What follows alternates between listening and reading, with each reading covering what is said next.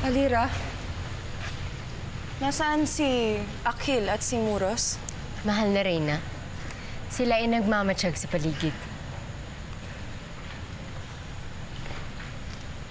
Aking mga kasama, kailangan nating sagipin sina Hades.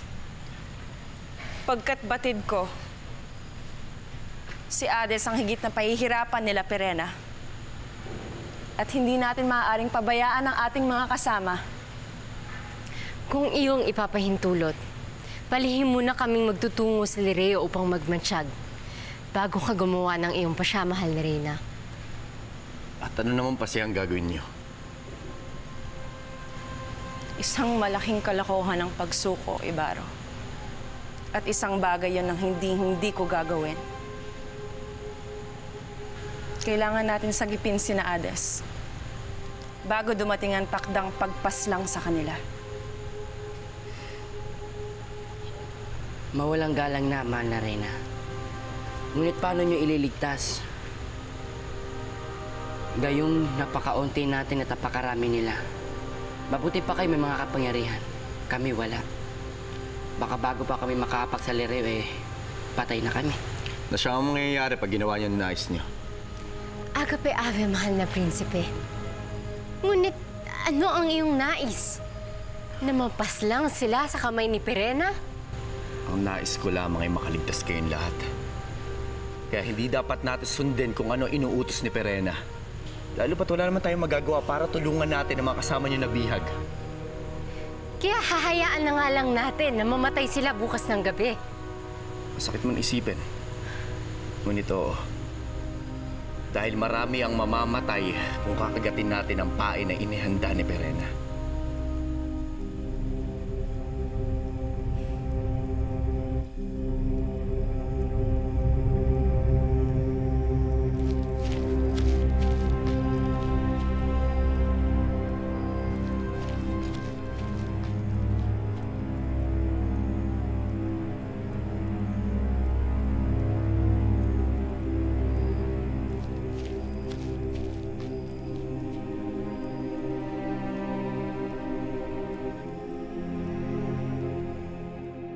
Tandaan mo ang mga itinuro ko sa'yo.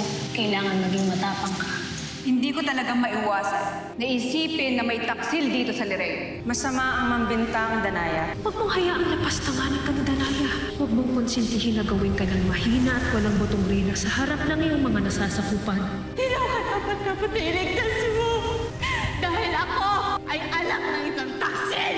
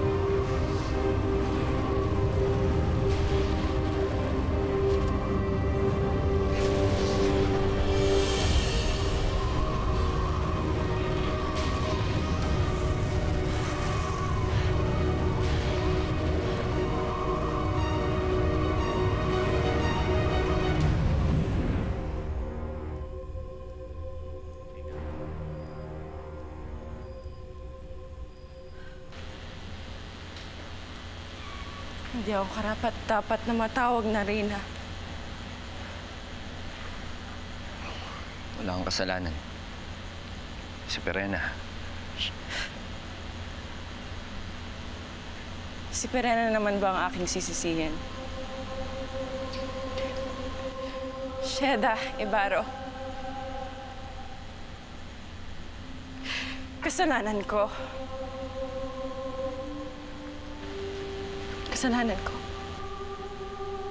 na nagtagumpay si Pirena sa kanyang maitim na balak. Nalinlangin ako. Nalinlangin si Alena. Si Danaya.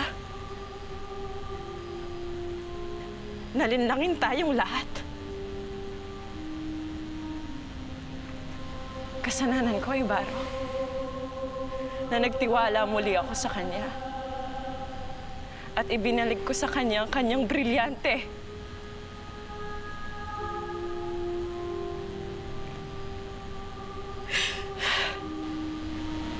Pero bakit hindi?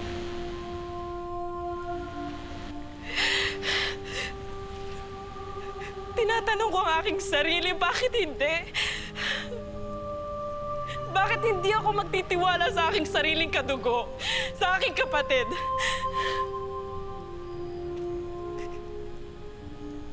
Tinupad ko lamang ang utos ng aming ina na mahalin si Perena at yun ang ginawa ko. Minahal ko si Perena! At ito ang ibinalik na sa akin! Amihan, kasalanan mo lamang ay pagiging masunuri mong anak at mapag-unawang kapatid. Hindi mo na kasalanan naging sakim at ligaw sa landas si Perena. O siguro nga nagkamali ka bilang si Amihan. Pero may pagkakataon ka pa upang itama lahat ng pagkakamali mo. Bilang reyna ng Lireo. At ako,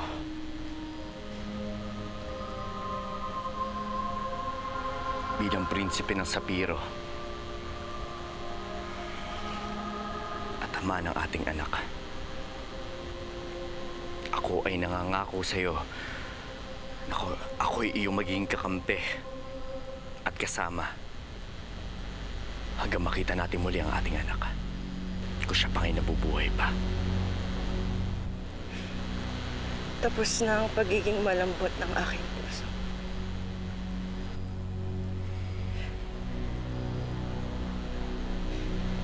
Kailangan kong labanan si Perena at si Hagor.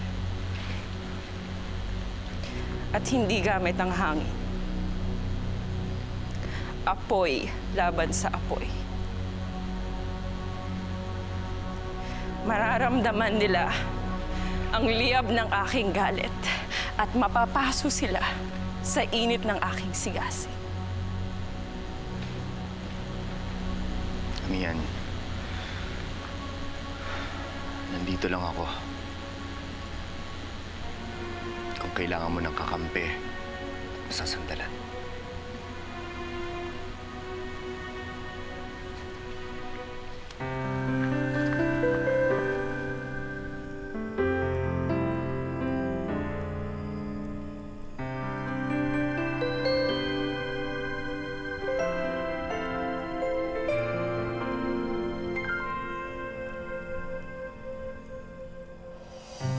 Nag-iisang muling yakap-yakap ng ulan sa lupa.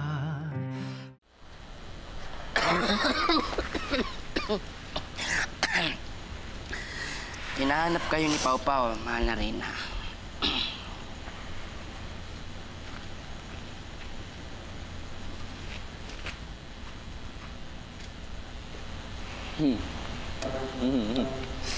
Ibaro, napakatinik mo. Anong ibig mo sabihin? Wala na rin mo masama. Prinsipe ka. Reyna siya. Pumanaw na rin naman si Sangre Alena. Kaya... Wantok.